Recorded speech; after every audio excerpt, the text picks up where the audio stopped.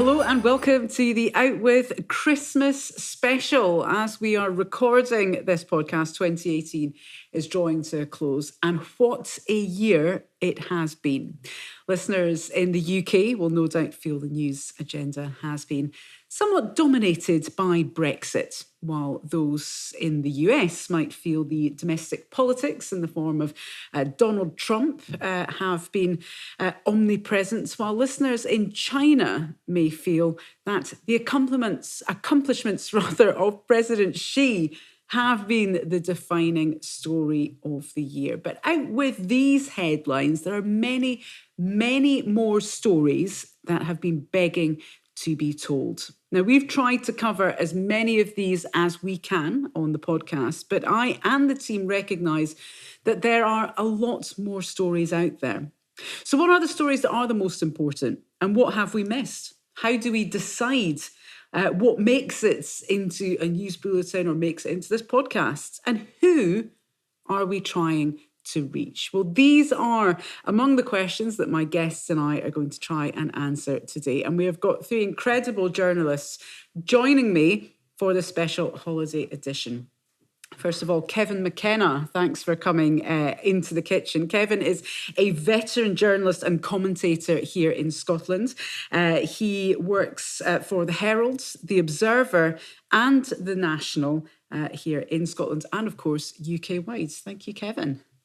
Catriona Stewart is another well-kent face up here on the Scottish media scene. She's been a reporter and columnist with the Evening Times and the Herald for almost 10 years now, going by your Twitter bio there. So thanks very much, Kat, for joining us also. And Shingi Mararike is rather new to Scotland. Shingi is already blazing a trail, though, at the Sunday Times, where he joined as an apprentice and is now working on general reporting and investigations. Thank you so much for coming, Shingi. And indeed, welcome to all of you. This is great. It's going to be somewhat of a technical challenge. So many people gathered with us today. But it is good to see people who are working at the coalface, really, who are working at the coalface, who are sort of determining what the main stories are, who are sort of talking about the main stories. But we don't often get to hear the journalist perspective on what's in and what's not. So let's start with what we think the main stories of the year are. Kevin, let's start with you. What have been your main stories of 2018? I think I've been in journalism for more than 30 years, and I think that 2018 has probably been a sort of golden year for journalism, in the sense that the biggest stories started at the start of the year. At the end of the year, they're still raging. The fires haven't gone out in them. They will probably rage for another couple of years. So I'm thinking Brexit, of course, the continuing car crash of Donald Trump's presidency, which bolted onto that has been the concomitant Mueller investigation, which seems to throw up new ramifications every couple of days, including quite a significant one earlier this week. And then there's the Facebook Analytica new dimensions to the fake news agenda. And again, that's another one that took another twist this week with Facebook being put in the spotlight as to what they were doing with people's private communications on Facebook to each other. So these are the three big stories that have just kept on giving and will do for a while. Right. Yeah. What do you think, Kat? I mean, would you agree with that, or is there anything else that... Yeah, absolutely. I mean, I think the theme for this year has been that people's sort of general dissatisfaction with the way things are has really kept bubbling and is now boiling over. And so we're at a point now with Brexit where there is kind of fury, and with Donald Trump there is fury. And I'm a local news reporter, so I work for the Herald and I predominantly write news for the Evening Times. And so my perspective in Glasgow has been that that's been the case as well. So one of my biggest stories this year has been the equal pay issues with Glasgow City Council. And that's been really interesting to see, because I've been covering that for years and years, and there's been really no interest in it from the national media, from the UK-wide media. And yet the bill for settling this equal pay claim is looking at being about £500,000. So that's going to have huge ramifications for the country. But all of a sudden this year, the women were out and they were marching and they were making their voices heard. And I think that's quite indicative of the sort of wider political scene, and where we are at the moment is people coming out and being on the streets and being heard. So yes, I would agree with all of Kevin's 3 suggestions there, but for myself, for a local level, I think equal pay was really the big one for me this year. And it is interesting, that equal pay story, because I've heard it. I've spoken to quite a few people about this story, and the overwhelming sense I get is people saying, this is the biggest sort of stoppage of labour since the women at Dagenham, at the Ford plant in Dagenham. This is also something which is, I heard figures up in the billions. There's the millions of, equal pay claims that need to be settled. It's something that could bankrupt the City of Glasgow Council, which is no small municipality. Yeah. And yet it doesn't seem to be getting any traction. And there are so many stories out there which just do not seem to be getting any traction. But then there are other ones which are getting, one could say, a bit too much airplay. So lots to unpack, if we are to use the lingo of the kids from today. Speaking of the kids of today, Shingi, you are our youth representative, if you like. I say that because I don't think I'm allowed to be classed as a millennial anymore. I think you're the closest to a millennial that we have. So you're bringing a different perspective to this. I guess I do. What's your views? In terms of the biggest stories in the year, I do agree with both Kevin and Catriona. I think there have been massive overarching stories. So Trump is always going to be one. Brexit is also always going to be one. But underneath those, there have been brilliant examples of journalism. So for me to have my first full year in a newsroom this year, in which, so many of my contemporaries or so many people I look up to have broken amazing stories. Sean O'Neill's Oxfam story was a brilliant expose. I think it's been swept under the carpet, but that's an example of people using their privilege in countries in which, devastating things have happened, to do pretty evil, pretty shocking things. And for him to uncover that was excellent. Some great stuff as well. The President's Club stuff by the Financial Times. Again, that was a strong story. So I think it's interesting because there have been some extraordinary scoops, but you're battling against the 2 big beasts, which are Brexit and Trump. And it means that, stories that should run and run and run are sometimes missing traction. Another one that really struck me in particular, being down in London for most of this year, was the Windrush stuff. That was by Amelia Gentleman, was amazing because, again, you had people who have been here for, 40, 50 years, had grandchildren, families, and suddenly they're being sent back to their country. That's, and that's on Theresa May's watch. Amber Rudd was very much a sacrificial lamb. But, very, very powerful and evocative stuff. We've forgotten about a lot of those things, it's a shame, but it's also good for us as journalists to, look at those as examples of great work. And for me, I'm personally inspired, and you hope, as you go down the years and you progress, you can do similar things. It's quite striking. I mean, every time you guys are coming up with the story, I'm like going, oh God, yes, oh yeah, oh almost forgot about that. And I think it's right what you say. You have got Brexit and you have got Trump, and it's like the normal rules don't apply anymore. It just seems we're in this kind of new reality where it's. I don't know. Is there more happening now, or have the public lost the ability to be shocked? Because my big story of the year, which isn't it's not a local story, I guess it's local if you live in Western China.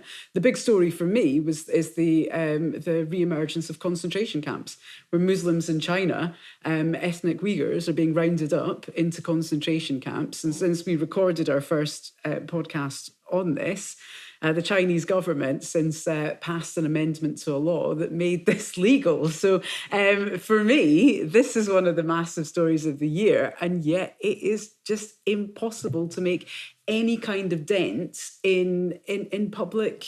I guess it's like, do people care anymore?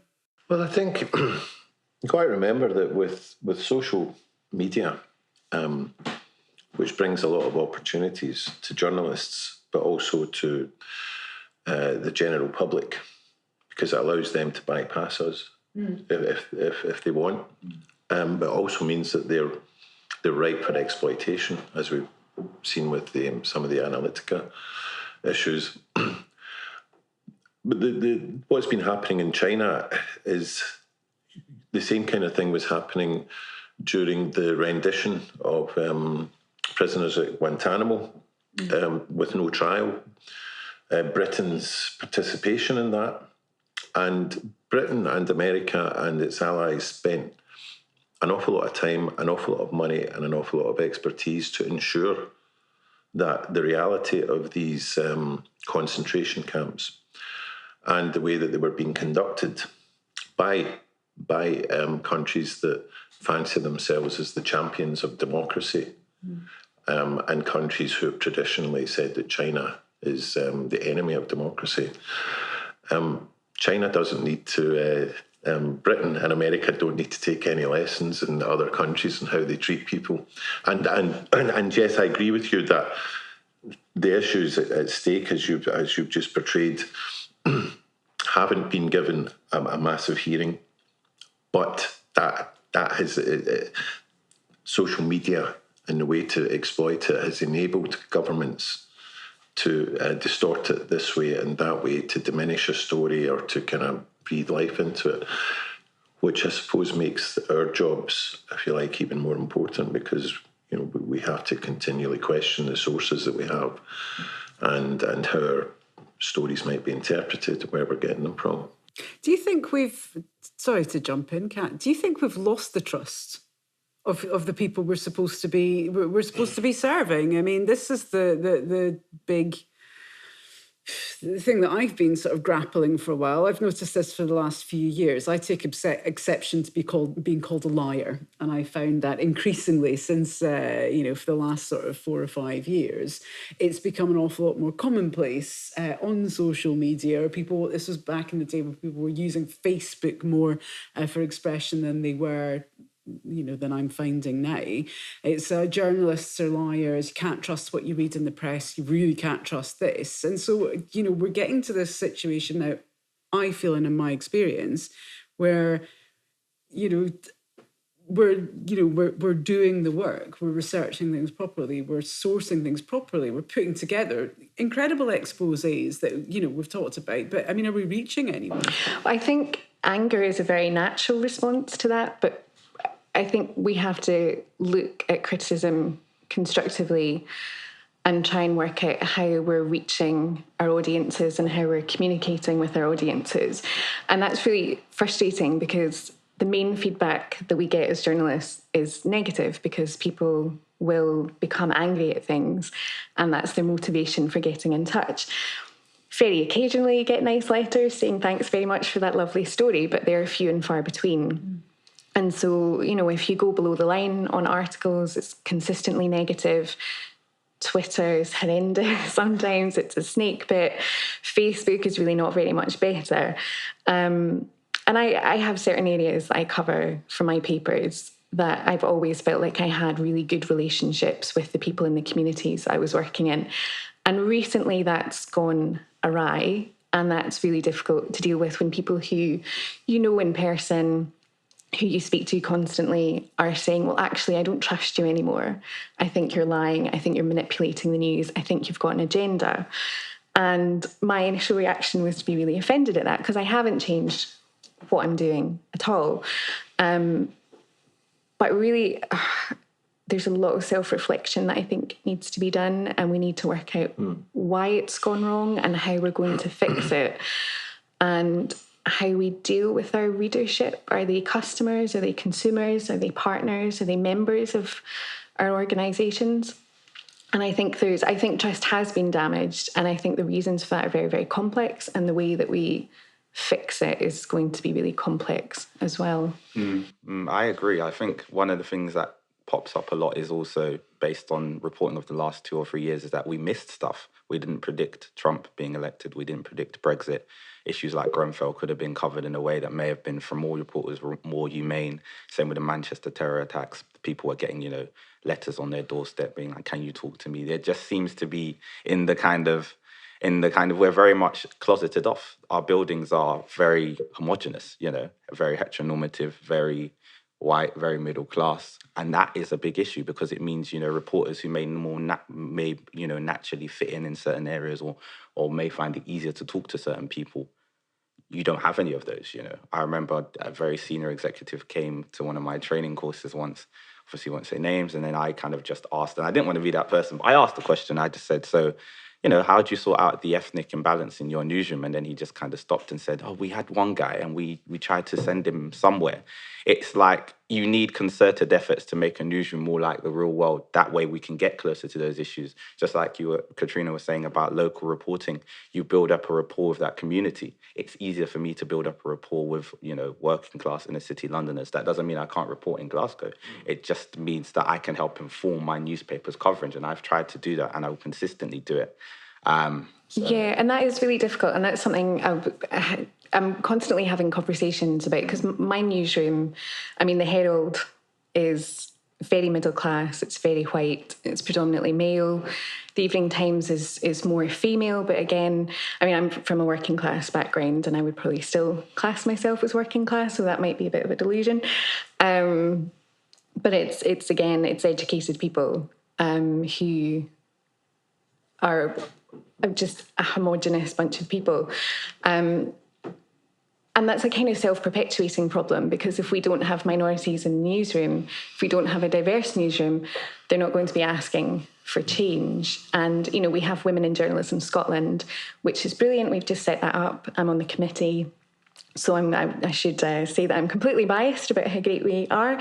And we're trying to do work to tackle gender balance, but who sets up a sort of equal group to try and to widen diversity? Well, what's the solution to this? Because I'm talking with three people who work in prints, and I am I guess the representative from broadcast. I've worked in radio, I've worked in TV. I have to say, in all the newsrooms I have ever worked in, be they in China, in France, in Scotland, in England,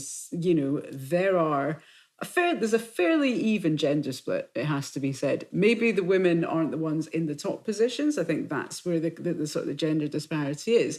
But there is a fairly even gender split. One thing I have noticed is that there is there's a high concentration of middle-class people and not so many people who pulled themselves up by their bootstraps, who came from that kind of background. There's a fundamental problem that probably predates issues around gender, sexuality in the UK press and what we might call the establishment, and that is the whole realm of social mobility. In newspapers, journalists we like to think that we probably have wield more influence than we actually do. Especially now. We like to think that we're quite a kind of, down to earth, listening body of people who are in touch with all the kind of the eddies and flows of British social life. But actually, in terms of social mobility, the disproportionate amount of journalists in the UK. Sorry, I'm eating a spicy snack and it's a lot spicier than I thought. Carry on, Kevin. Sorry. Social mobility. Choke. No, you're just choking because of what I'm over here getting a cup of tea. You're having a snack. You're listening. You are the only person taking this seriously. You're listening to every word. Yeah, there's a disproportionate amount of privileged people who went to the most expensive fee-paying schools, who went to Oxford or Cambridge or maybe one or two other anointed universities.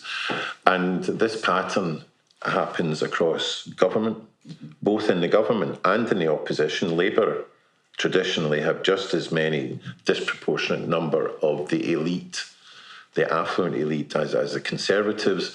The BBC, I don't know what it's playing at, because it seems that every senior executive, or many of them, who either join the BBC or who depart from the BBC, have this umbilical cord with the Conservative Party. Well, I don't know about that. Well, I would say there's if you look at some key appointments over the last couple of years and some key appointments in the Conservative Party who had senior positions in the BBC, and I won't mention any names, but they're all out there. I think there's at least an issue to be addressed, but it happens. It's the same in Scotland. I don't think it's just the BBC, though. If you look at the amount of journalists from Sky News, from the Daily Mail, that's from what I was papers, going on to, because I'm talking about, we've got the BBC. The next thing is also the biggest selling newspapers in the UK, including ones in Scotland. The disproportionate number of people who occupy this top 5%. In Scotland, we've got 12 First Division judges. At any given time, 8 or 9 of them went to fee-paying schools.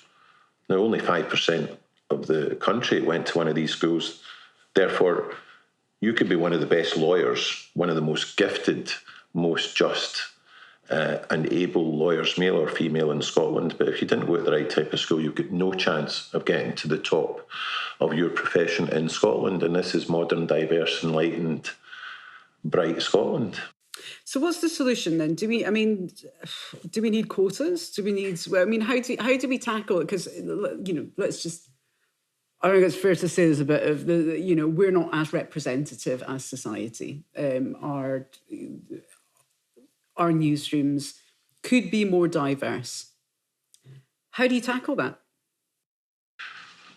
I mean, I think for me, as I said, I come from a working class background. There was absolutely no encouragement given at school to be in a position where you're going to university or taking on a professional job. And I think mentorships are really important.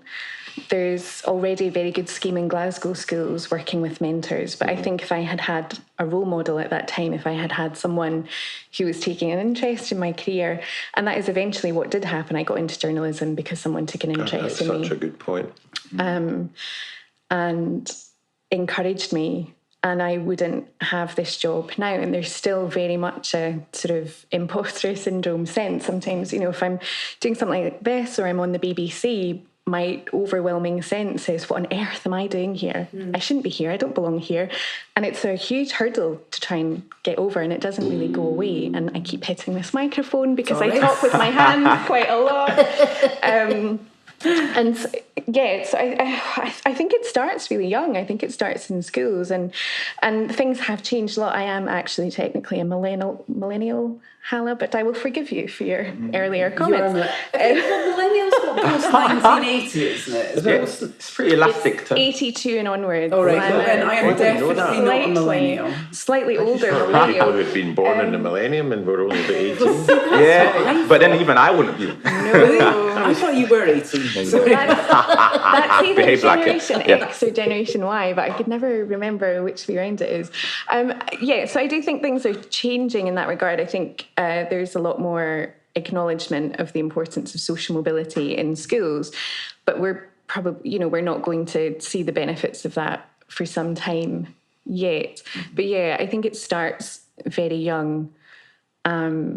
And I mean, I'm quite radical. I would abolish private schools. Yeah, well, I would too. If I had my way. So that would certainly help. But I don't think. Eton College has done a lot of damage. The charitable status of private schools is one of the biggest anomalies and mad things about modern UK and Scotland. There are many mad things. There's so many mad things. How we have this pattern of privilege in Scotland. I'll talk about Scotland because I haven't lived in England, but I would say it's probably even more embedded down there, that these schools which can charge thousands and thousands and thousands of pounds per term somehow are able to get charitable status from the government, and to what they will say, well, okay, we will We will do some nice social outreach things. We'll paint somebody's shed. That's nuts, isn't it? We'll allow some of the hoi polloi in to use our playing fields and keep the hot water on when they use our showers, and then, thanks, let's have another 150 grand tax break. But Kevin, you mentioned, you can be extremely talented, you could be one of the best barristers of your generation, but you're not progressing in your career because you don't have that background. And obviously that's a problem, but I think the bigger problem is that people who are not as gifted and not as talented are progressing and getting into these positions of responsibility. Yeah, and there's an embedded self-confidence that they have because of the label of their university or their school, which is, it's stressful to see because someone who just hasn't had the access, who may be as talented, will never know. And I think, schemes, like, for example, I got into News UK, so the parent company of the Sunday Times, through an access program called the News Academy. And when they started it, they were like, oh, would you like to do this? And I ended up doing like a talk and stuff. And I didn't know any of the executives in the room. I didn't know anything. I literally just made a couple of jokes. They liked the jokes and I got a card and I started interning.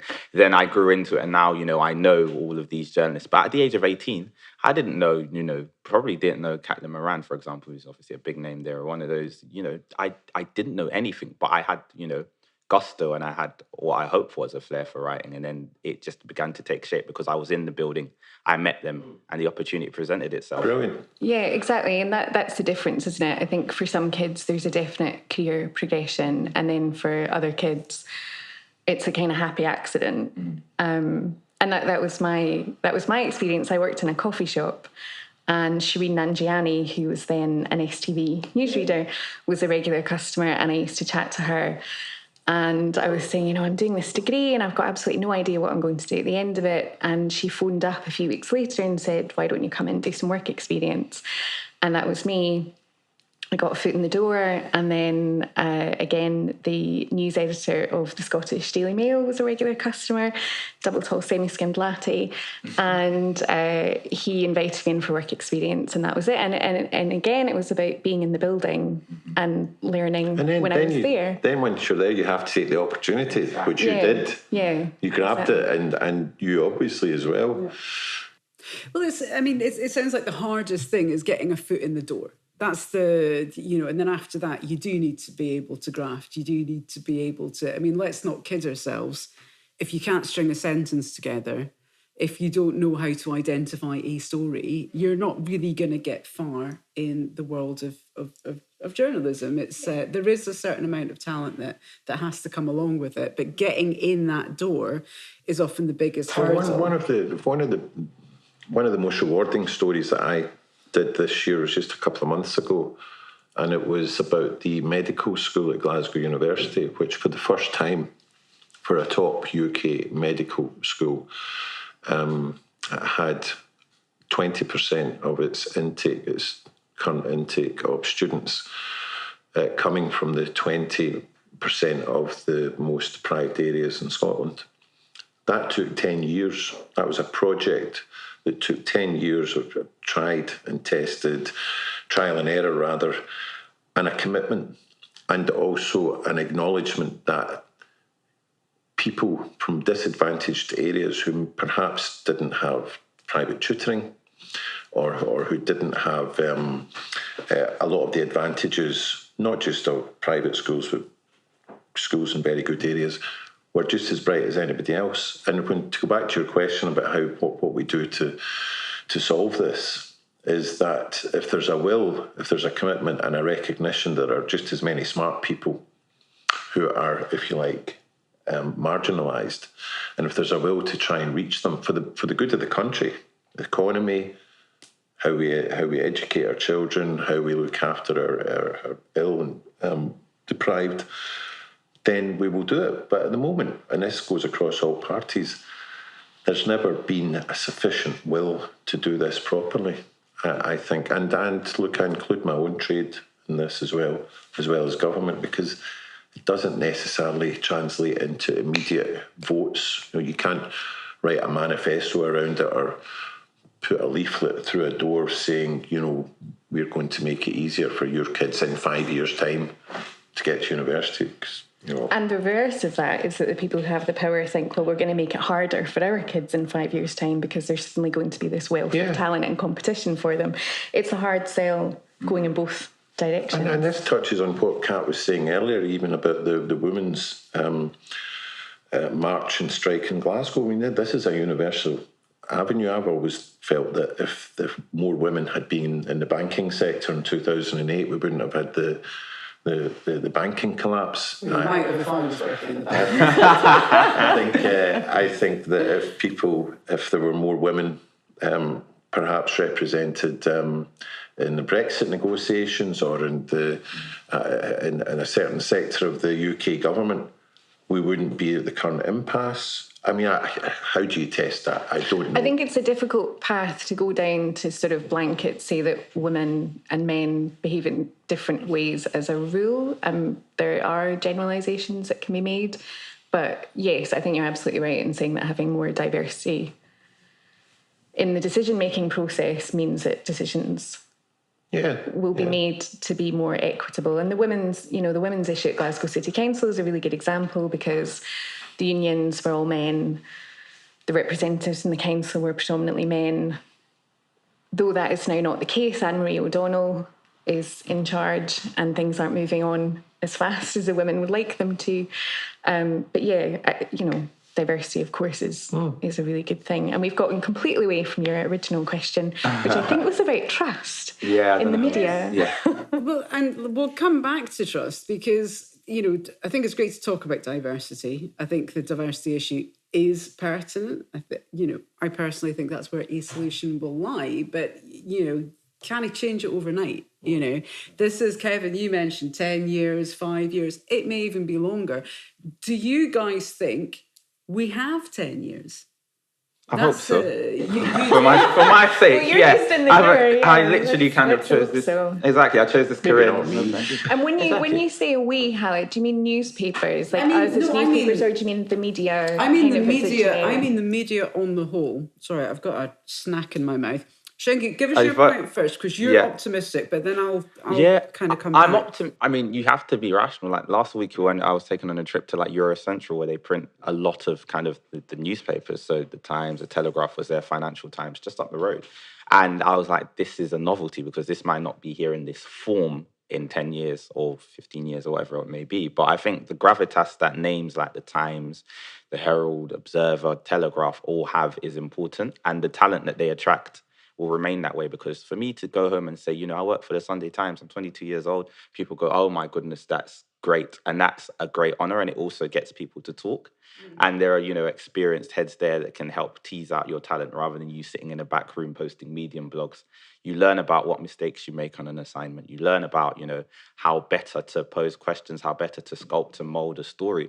And I think, for their sake, and I was going to jumping with this just earlier, a lot of organizations are now having these conversations, whether it's BBC hiring dedicated LGBT plus correspondents, or I look at friends who are on training schemes at like the Telegraph and the Mail, and you turn around and you say, this is better than what the newsroom actually looks like.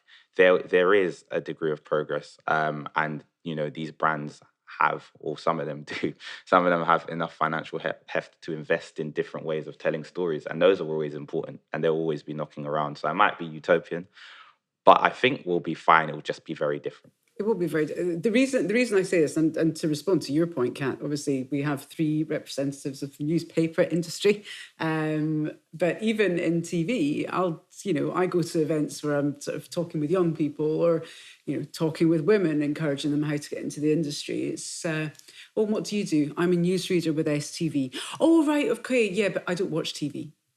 And that's what I hear so often. I don't watch TV anymore. I don't read the paper. I don't read the paper. And so this is all fair and well. STV in Scotland is a name that carries, a certain amount of clout, in the same way that the BBC does, UK-wide and internationally, the Sunday Times, the Herald and Times, and the Observer and the Guardian. These are all names which I accept, Shingi, do carry an awful lot of heft, an awful lot of, there is still respect out there, but, how many copies of the paper do you shift? What are our viewership figures like? And they're only going in one direction. And I know we're trying to combat this by trying to embrace social media and embrace if I hear the word embrace digital, one more time, I will hit my head off the desk. I get we're trying to adapt, but who's our audience? Who is our audience? Who are we talking to? I was at a briefing recently for the new 9 show, the new BBC 9 o'clock news programme, and they were talking about diversity and about how everybody who watches the programme will see themselves reflected back. And it does sound very much like they're trying to be all things to all people. And I don't know if we can do that. I think we need to have diversity of brands to try and reach different groups of people, because people have different political leanings and they have different ideas that they trust. And I think we're in a real kind of transition period at the moment. So my job's changed immeasurably, and I think that's similar to a lot of other newsrooms. I don't know what it's like for you, but I have to write my own headlines now. I have to source my own pictures and crop my own pictures. We don't really have sub-editors anymore, so I'm doing a lot of the work of a sub-editor. There's a huge push for digital, so I'm also repackaging my stories for digital, and that's very different from in print. So it's a case of separate headlines for the website, a picture gallery for the website, making videos. And so our newsrooms have had huge cuts in headcount. There's far fewer people, but we're still having to produce not just the same amount of content, but more content, because we've got web specific and we've got paper specific.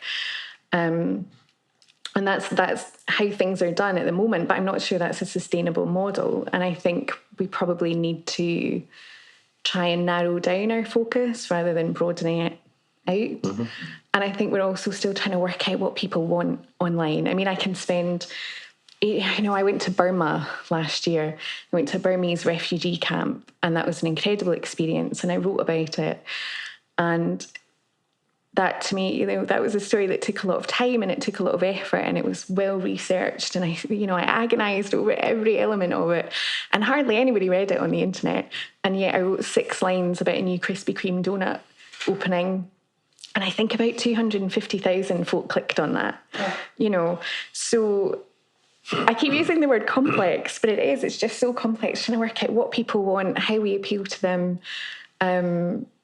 But is there an answer to that? Because again, if I take my own experience, I moved back to Scotland to launch a TV show that was supposed to be answering the needs of what people wanted. The show that we started was bringing Scottish, UK, international news all into one programme. We were all super proud of it. We thought we did an amazing job. It earned me an RTS nomination. Fab.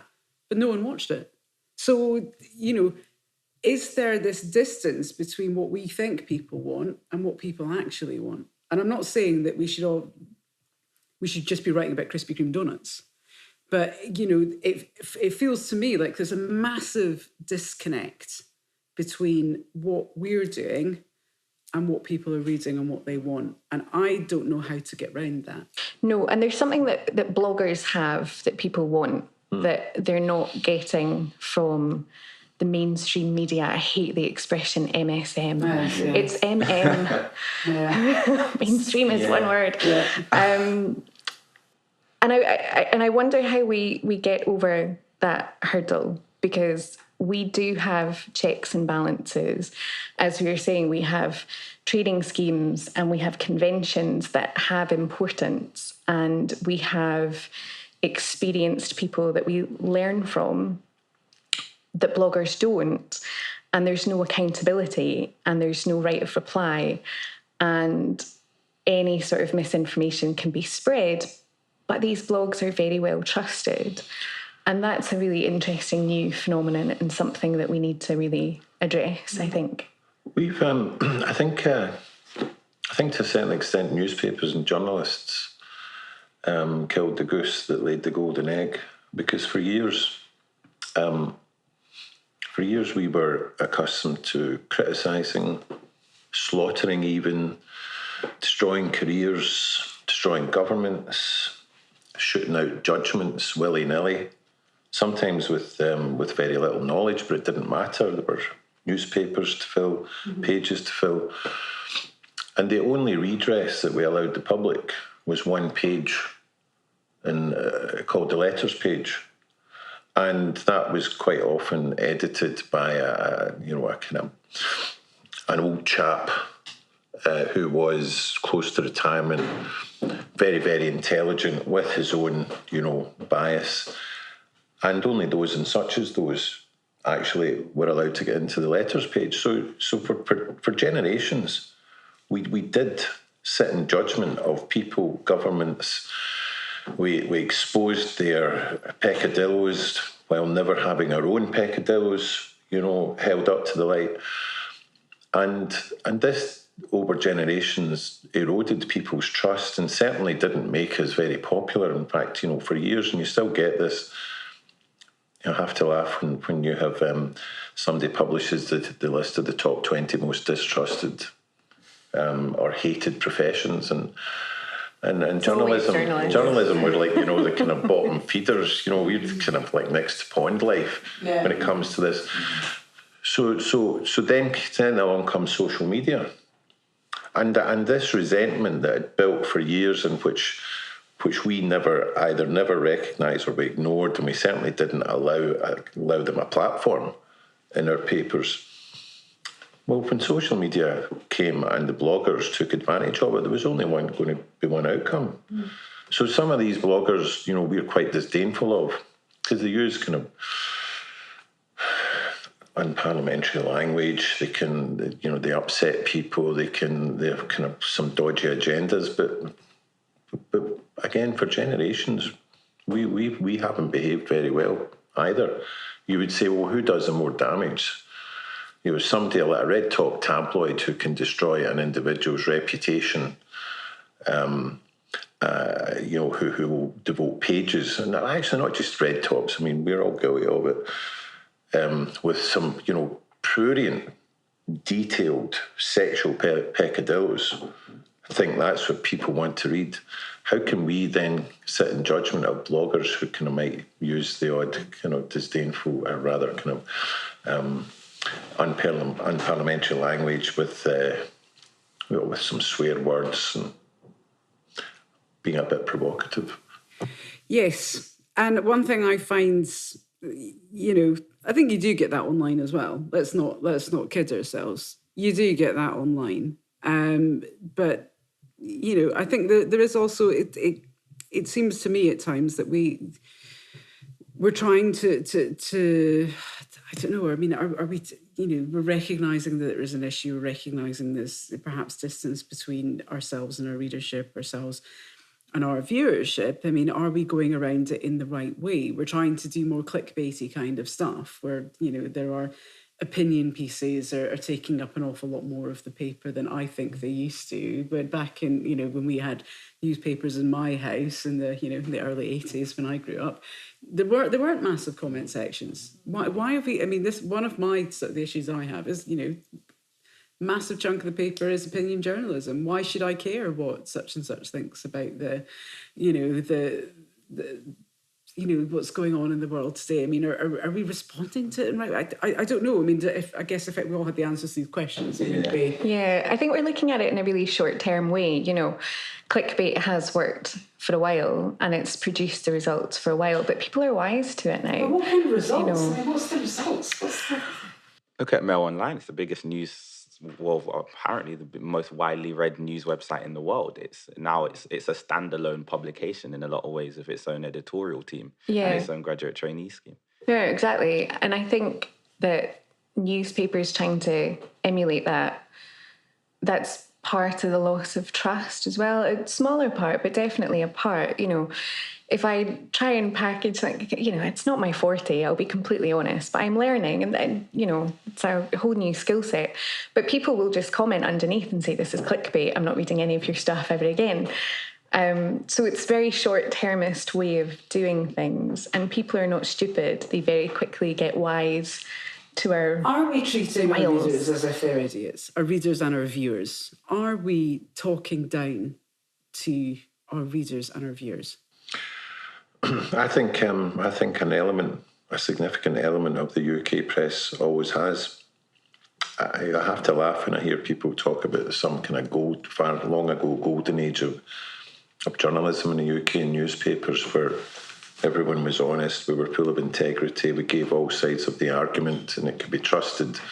And we were all about being papers of record and telling people what the facts were. Mm-hmm. Nonsense. There's always been an element of manipulation. Newspapers have always been owned by very, very rich, in the UK, very, very rich white men with political agendas. And the only thing that their money can't buy immediately is influence. So, okay, you can buy influence up to a point. But if you buy a newspaper, you've got influence. It's absolutely naive to think that these newspapers traditionally had ever been paragons of virtue and truth. They never were. Sometimes they were, but they all had their own agenda. I mean, even the BBC, and loads of people I know in the BBC, great journalists, but it is the state-funded instrument of the state, the state that it has to scrutinise, and for the most part it does well, actually funds it. And it's aware of that. We fund it too. But, if you look at, when I was growing up, the BBC's coverage of events in Northern Ireland was disgraceful. It was distorted. The BBC's coverage of certain aspects of the Falklands crisis, of the banking crisis. But what do you expect?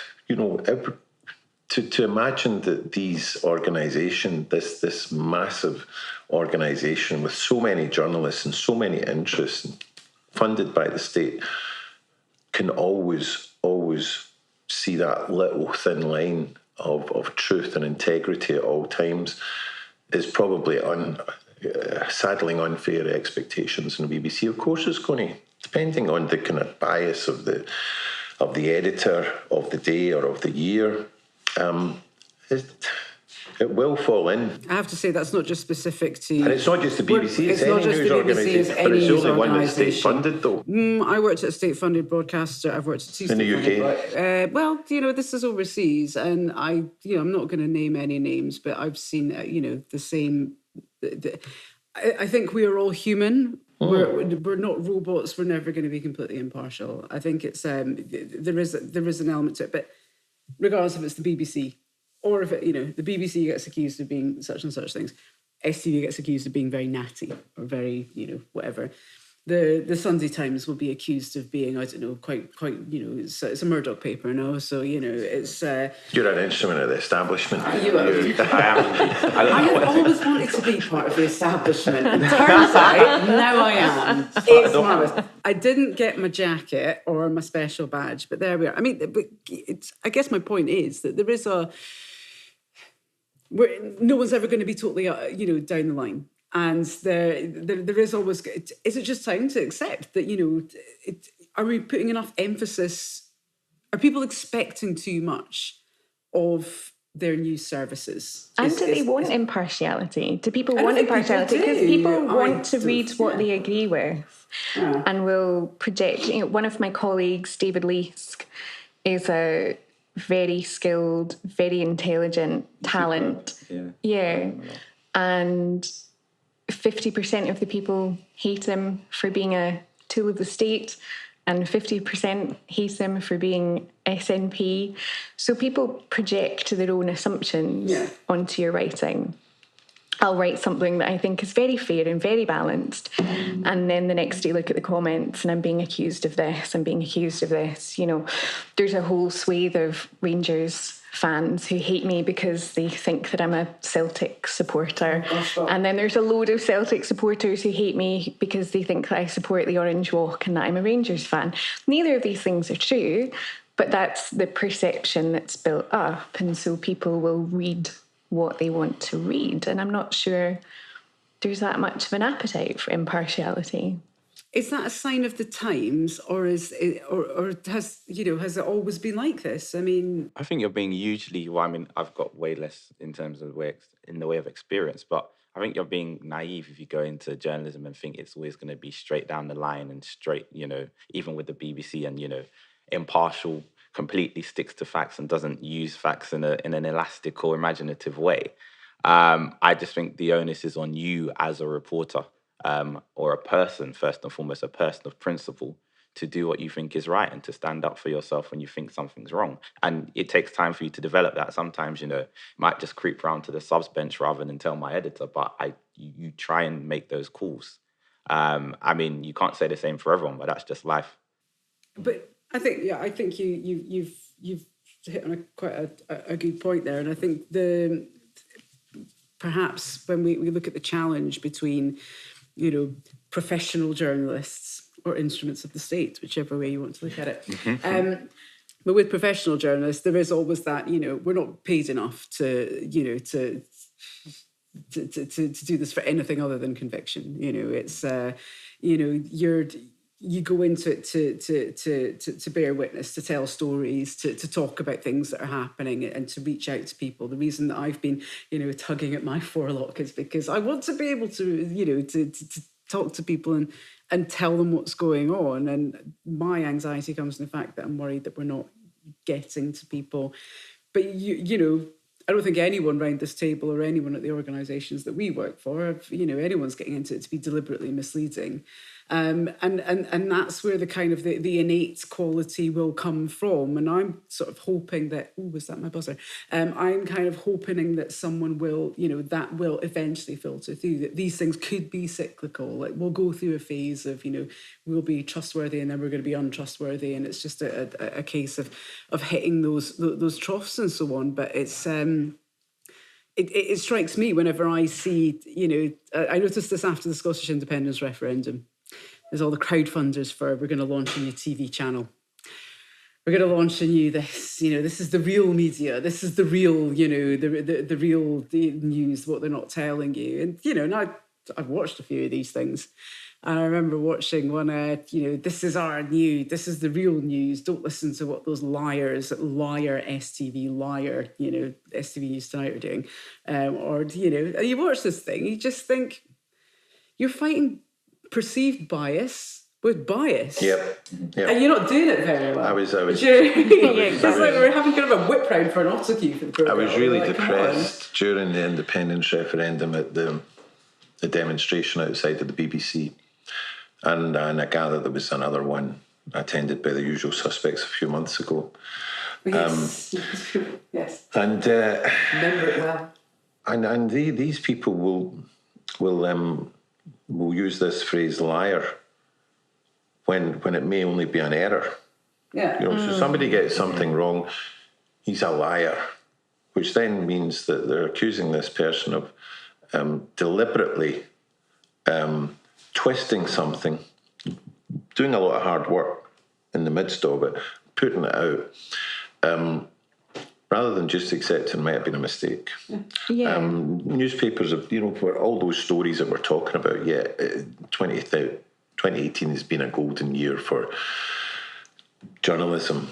The big tragedy is that in the last 100 years or so, journalism has probably never been less well equipped to convey the nuances, all of the different directions, the different tributaries of news, and sort them out, sift them, evaluate them, analyse them.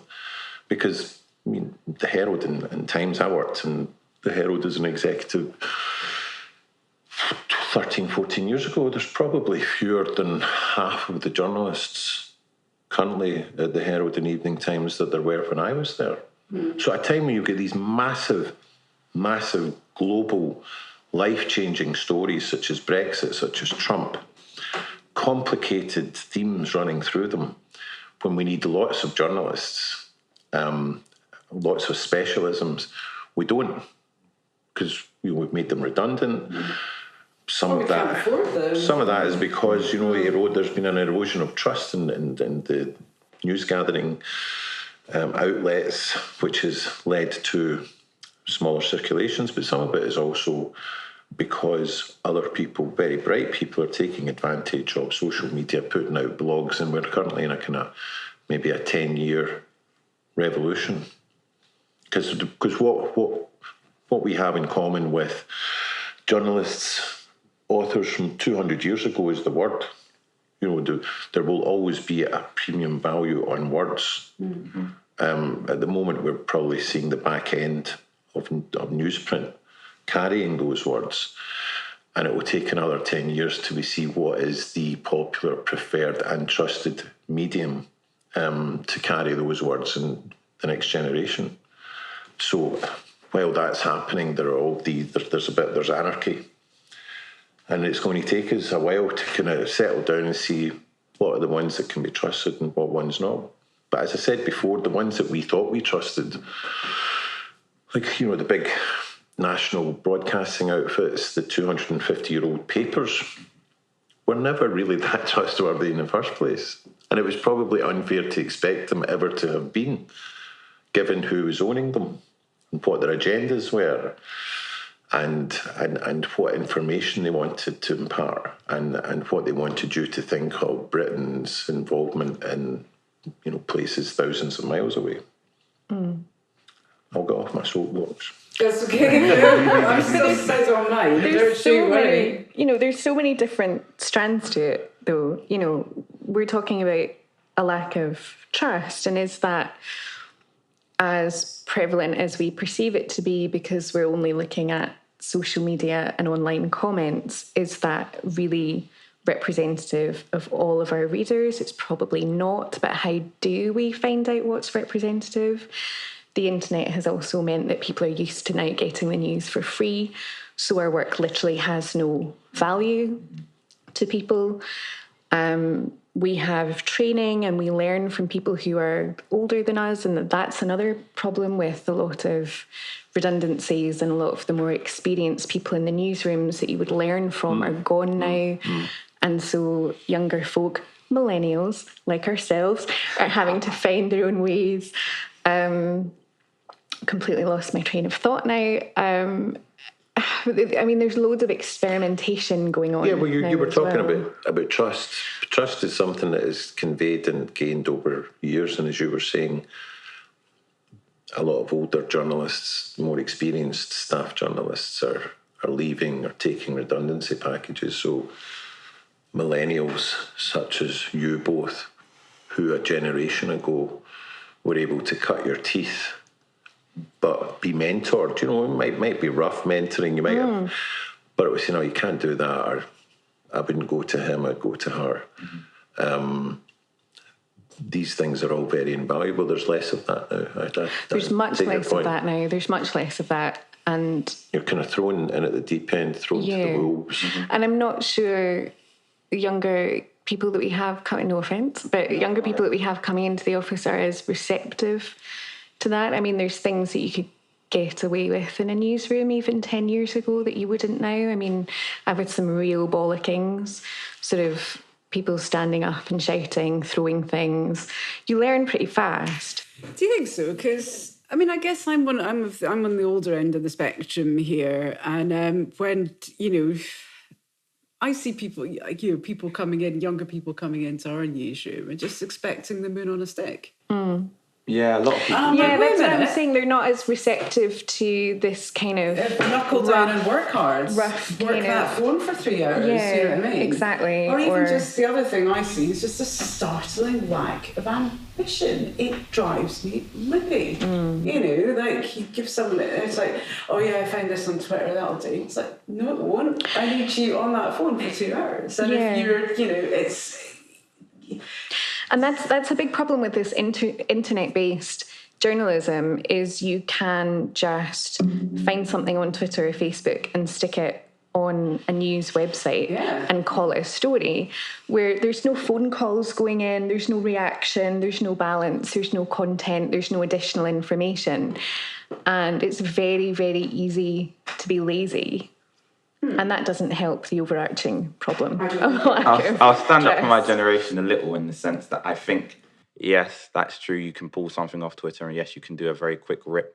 But it does mean that the talent that does pop up, you notice it way more, just because there's that odd person who went the extra mile. Absolutely stands out. Yeah, exactly. Unique insights from unique backgrounds. And, the most interesting thing for me was moving into being a reporter I interned on like 4 desks before I got a job, and I was always in the newsroom.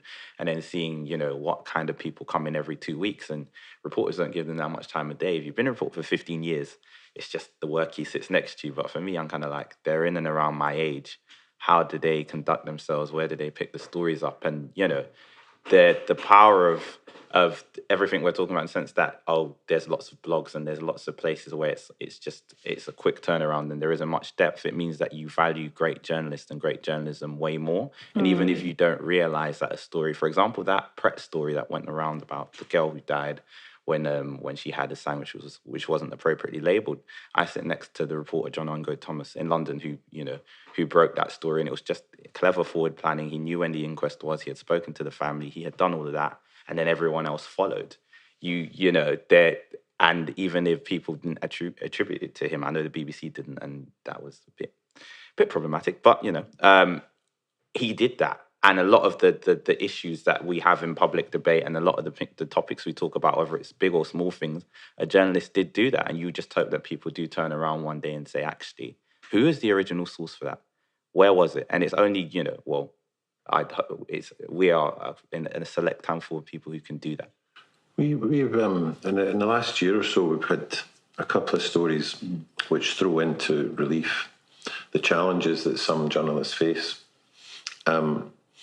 when covering these. And one of them is an area that Kat has covered in Govan Hill. And quite a lot of journalists have come in, filled their boots about the problems and social problems in Govan Hill and the Roma. Quite a lot of them. Just for context, Govan Hill is a very deprived area of Glasgow. It has reputations for being. It's a very small area of Glasgow which has got had some disadvantages and challenges. So Kat has challenged quite a lot of that, and specifically has worked with the Roma community, or worked to give them a voice. And frankly, neither she or me or people like Carol Cadwallader at the Observer, whom I'll talk about in a second, are paid enough to take the amount of abuse and threats, and this is actually something that women get more than blokes, for uncovering something that makes some people feel uncomfortable. So Kat's had it for trying to give this poor community a voice, and to actually try and address some of the fiction that has grown up around it. And it's gone beyond mere criticism. It's horrible, misogynistic abuse. Carol Cadwallader of the Observer has done the same over the last year and a half with regard to the quality of information and the links between Facebook, Russian dark money, certain data analysis firms, without mentioning any in particular, because I believe there are some legal issues going on. And for that, she's been lauded by the industry, but she's been subjected to absolute abuse and threat, and threat to life, from, quite frankly, from people, some people who ought to know better. And that makes it more authentic. Just pouring a cup of tea. So there's these issues as well. There are big global issues. There's when you're talking about trust, you could say, right, the two biggest stories last year or so, Brexit. Last 2 years, Brexit and Donald Trump, ongoing Donald Trump. And you could say with a certain amount of conviction that Trump got to the White House and we got Brexit because a certain amount of the people in America and Britain had the wool pulled over their eyes, were basically sold lies. Now, I know it's not that. I mean, this is my highly subjective opinion, and when these big things happen, these big important things happen by big, important, powerful, moneyed people, then the erosion of the trust starts at the very top. And then people begin to question the sources of information, which is ourselves, quite rightly. Absolutely. I mean, Brexit's one of these things that we haven't actually touched on in this podcast, mainly because it gives me a headache. I know. But it's one of these things, like we're recording this, sort of the middle towards the end of December 2018. And the last couple of weeks in British politics have been astonishing. I've got a sore neck from changing direction so many times. And the other difficulty with these stories is that they're very complex. They're incredibly complex. How do you make this, how do you make this digest? People don't know what Brexit is. Like, I'm sorry, they don't. I don't care how many people say, I know what it is. I don't know what Brexit is. That includes people in Parliament. The majority of them understand it. Yeah, I mean, we've got a Secretary of State from Northern Ireland who doesn't realise that people vote along sectarian lines. We have several cabinet ministers who don't seem to think that, no deal means there's no transition period. It's a transition period with no deal. No, there's not. There's some absolute howlers coming out, and it's the kind of things that normally would bring down governments, but yet we seem to be in very different times. And I guess my point is this. I mean, these kind of stories, are we able to ever tell them effectively? I mean, are we? I mean, I don't have the bandwidth to process it. I have massive problems with the way that Brexit has been covered. And, there are some great political journalists who are having their moment. But I think there is too much assumed knowledge, way too much in the way that we cover these things. The every person, the everyman, the layman, and even, ourselves to some extent, if you're not a political specialist, don't know some of the fundamental issues surrounding it, backstops and no deals and, periods and transition periods. But no one ever talks about the basics. They always just assume, a lot of the political journalism in this country seems to be posh people gossip, which is good if you want a bit of salacious talking about what happened in cabinet at 7:00 and on Wednesday evening or whatever else, Yeah. But you're doing people a disservice. Whether people had the wool over their eyes or not is a completely separate debate. But one thing I do know is there's not enough, sustained analysis that goes beyond what is happening in Parliament enough. And, that's why for me, I don't know if I'd ever want to be a political journalist because the way it's done right now is quite... It's gossip. It's really insular. It's a gossip column by, people in pinstripe seats. The parliamentary lobby. But I was going to say, but is this just Brexit? I mean, this is another one of my hit list of things that I've, would sort of throw my darts at, is, opinion writing, which I will consume. Now, don't get me wrong, I'll read those pages of the paper. You're not helping with my imposter syndrome here, Halla. Come on now. But with political writing as well, I mean, it's... with political writing, has it ever been anything other than a gossip column? Are we covering politics? Specialist knowledge that a very anointed, very tiny anointed few are given access to, and it's a club. And for the most part, it's been a white male club, and it's been very, very exclusive. There's still a lot of that about. But I find with Brexit, there's a handful of trusted commentators, one of which is Ian McWhirter, and I'm not just saying that because, he's a fellow columnist in the Herald, but he wrote a piece the other day analysing some of the possible and probable outcomes that could happen over the next week or so and analysing Labour's tactics. And it was one of the most clear-minded pieces with regard to what has happened in the last 2 weeks in Brexit in the UK. There's 3 or 4 others like that. But quite often I've found that Brexit is an excuse for a lot of male members of this gossip club to take refuge in. They don't need to be creative. There's not much new you can write about it. Nobody really knows how it's going to end. Nobody knows what's going on. So you can take refuge and write about it for 1,200 words and say what you like and just put the same buzz phrases in. Backstop, free movement, customs union, Norway plus, access to trade, and just kind of make sure your column has all. In fact, you could probably find a program, an online program, just put it into your computer to make sure at the end of that 1,100 words you've got a lexicon of 10 of these phrases. Fine, Brexit bingo. They're all there. Fine, I can send it. And then the sub-editor who handles it looks, he's probably handled hundreds of these and looks through it and thinks, yep, it's all there, legally it's fine, get it in. Yeah. The best bit of, sorry to cut you off, Kat, the best bit of Brexit reporting I have ever seen, and I maintain this, it's a children's television programme on RTE, and they got the political editor to come in and basically stand beside a plasma screen and explain in children's TV language what a Brexit is, what a backstop is, what a border is, what border controls are.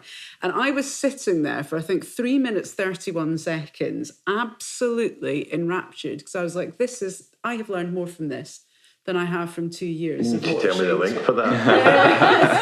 Yes, but that's that was a public service.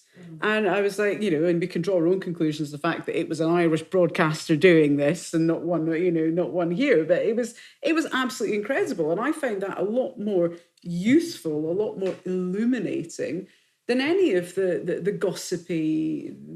And another reason this is in the forefront of my mind is because I've just been working on an explainer series explaining what these terms mean, and my head's ready to explode. But it's hard. Yeah, and you don't want to patronise people, but you also don't want to, as you say, assume knowledge, because people hear all these words, they don't understand them, and they think, well, this is not for me. Yeah. And they just switch off and they don't engage with the debate. And that's not even just a Brexit thing. It's a left-wing thing. It's a trans rights / feminism thing. We, the media, develop all these buzzwords and catchphrases and build these new lexicons that we assume that people understand because we understand them. But if you're not exposed to them constantly, then it's a complete and utter turn off. And I think that, the BBC has been quite good for publishing a few explainers on the website. And that is something that we should be doing. I mean, obviously, for print, you've got a certain word count that you can't go over. And so if you can just say backstop rather than going into explaining how that affects the Irish border and etc., you don't have the space to do it. But yeah, I mean, there's no reason why we shouldn't be doing that online. But then that comes down to resources. And so it's all of these different things that we've been talking about just feeding back in again. And I guess our readers are also, for example, if it's the Sunday Times, your readers are of a certain ilk, whether it's class or background, or they're more politically inclined, we assume. So we don't have to do that. But what about beyond that? And isn't there a public interest and a public duty as a journalist? Yeah, I'm very aware of the time pressing on. I do. I have a plumber coming round soon, and Kat, you've got to get back to work. I do. Let's round it. None of us has a crystal ball, otherwise we'd be making a fortune writing Brexit articles. But just as we look ahead to 2019, what are going to be the defining issues and stories that we are covering, that we should be covering, and just in general, the general direction of where we're going to go as an industry. Kevin, let's start with you. I think that 2019 is going to become very interesting in America for the US presidency, as the Mueller net begins to close in on the Trump family, as has begun to happen this week. That's the week before Christmas, because there is talk of Trump maybe having to fall on his sword sometime soon, so that he may be able to escape close scrutiny. What that may or may not do for America and its relations with the rest of the world is up for grabs, but it will be quite substantial. I think also Brexit, by this time next year, it will have bedded in, and we will know the consequences or otherwise. And if the consequences are as bad as people like me and others have been saying, then you have a massive implications for Scottish independence, among other things. Yes. In fact, isn't it great that we've gone a whole hour with without discussing Scottish independence. I think that's a Depends who record. you ask. That's a record. Southerner at the table. I think. And you still can't get away with those from those two stories, but there are other things like the ongoing cover-ups by the Catholic Church in terms of child sex abuse. The 2 years after the kind of start of the Me Too movement, has it lost a bit of momentum, or have kind of dark forces managed to somehow quietly take it away from the front of the agenda, which is something that I'd be wanting to discuss at some point next year as well, because it's curious how it Let's do a reached Me Too plateau. party. Let's do it. And then I don't know, maybe I'm being paranoid, but... And Who then, knows? It's difficult to predict anything in this day and age, isn't it? But a Me Too party, I'd be interested in pursuing that a bit. Kat, what are your thoughts for the year ahead? I think Scottish independence is going to be really at the fore for us as we find out what happens with Brexit. If we find out what happens with Brexit, perhaps this time next year we will be back in your kitchen, still confused. I love how we're all clueless. Still talking about it. well, Jacob Rees-Mogg thinks that it might take 50 years for it to settle down. Yeah. Which is okay for him because he's a multi-millionaire. I He's think also vampiric, so he's got time, doesn't he? He's the undead. Allegedly, please. Felt like we could test. Easy enough to test, isn't it? We'll have to wait a Have you got a minute. mirror? Steak? Oh, I went straight for a steak to the heart. You went for a mirror. That doesn't make me look very good, does it? Gosh. I think the Scottish media this year really kind of failed to adequately cover the Gender Recognition Act in Scotland. I think we were not brave enough about it. And by the time we started talking about it, it was too late. The consultation was closed, and it was really only when the London media started talking about it that we jumped on the bandwagon. So I think there's a real lesson to be learned from that for next year. We're not brave enough. No. No, I think female writers were worried about the impact of anything that they might say, and I think having a lot of men in charge of newspapers didn't help, because I think a lot of men just see it as something that doesn't affect them, and there wasn't really any kind of interest in it. And when it is a minority group like trans issues, that can be quite difficult to sell to an editor, because they want topics that are going to appeal to a lot of people. And as I say, once we started writing the dreaded opinion pieces about it. This is just me. And once we started looking at it, it was really only because the London media were doing it. And I don't think there was much of a recognition that by that point, the consultation in Scotland had finished. It was too late, and we were only just starting to have those conversations. I think they are going to very much be at the fore in 2019, as they should be. Scottish independence, and I think community reporting, that's perhaps not what will happen, but what should happen. We really, really need to be connecting with communities and covering all the stories that we've missed. I mean, I'm totally going on now, but if you look at, a week ago, we were so transfixed with Brexit. There were two massive stories that happened in the one day. There was child suicide mentioned at Prime Minister's Questions, and a woman got lost and bled to death in a hospital. Yes, that was an awful story. Those two would otherwise have been agenda-setting stories, and we're so bothered with the hullabaloo of Brexit that we miss them. So, I think more than my predictions for next year is more lessons that can be learned and things that we should be taking on board for next year. Quite. And I agree with you, I have to say. It's not often I'll put my opinions out there, because as a TV broadcaster, you kind of get, sort of hammered with that kind of thing. But I agree that our bandwidth is taken up with these big stories like Brexit with Trump, and the local things which are arguably affecting people more or touching people more, and the stories that people are close to. I don't think it's that we're deliberately not covering them. I just don't think we have we don't have the bandwidth. It's we don't have the that's the work of four men and there's only one of me. It's hard, and that's a constant struggle, I think, that we all have. Shingi, what are your lottery numbers that we should be too dissimilar to what's been across the table. I think what I'm hoping for in the way of Brexit coverage is maybe now that it's rumbled on a bit, is that people start looking at the debris that's been left in its wake. For example, whole government departments have had in some cases, 2 or 3 ministers in charge of them. Education's one that springs to mind straight away. People's lives are being impacted. Young people are going to be impacted by Brexit. They haven't had a stable education secretary for a while now. Joe Johnson left, Sam Gaima left in the same year, a few months apart. It's doing real damage, and I think that would be hopefully picked up on when people actually go, hold on. But this department has had now like three different people in charge. Look at universal credit because Amber Rudd's back in.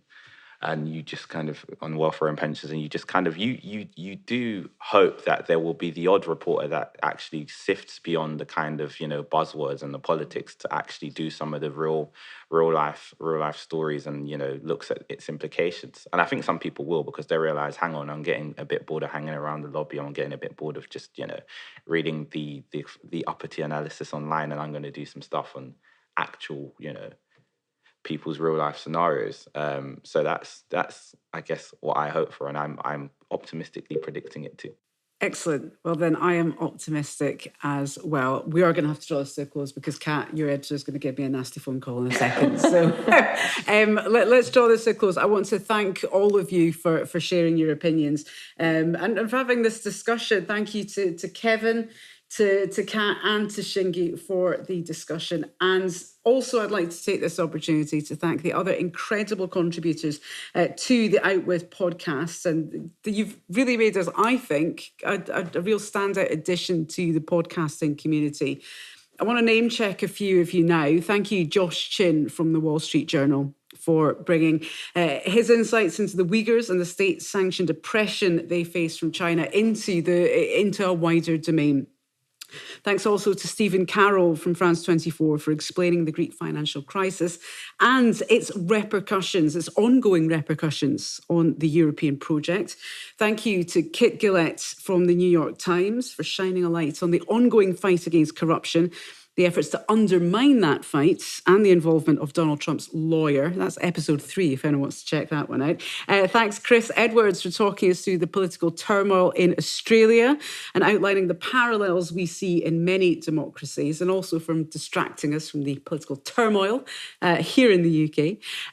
Thank you, Matt Schrader, for explaining China's Belt and Road Initiative and explaining why Beijing is on the road to global trade domination.